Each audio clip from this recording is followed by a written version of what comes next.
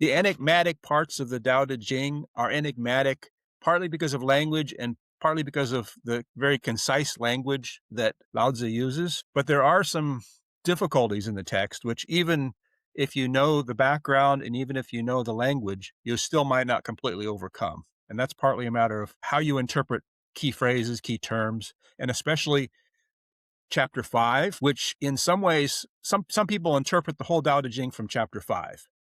Chapter 5 is the chapter that says, 天地不仁，以万物为刍狗。圣人不仁，以百姓为刍狗。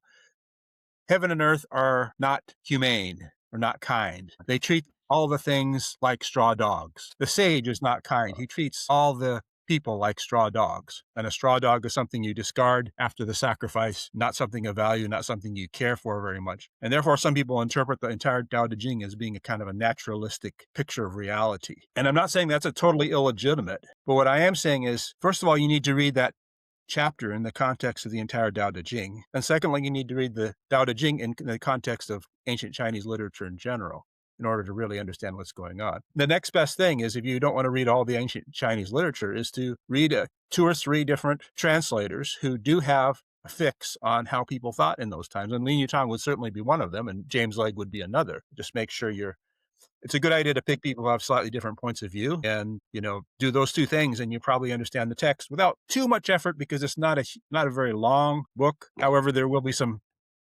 extra pieces left over. There's going to be some things you may not quite understand, which I certainly is my situation as well. Yeah.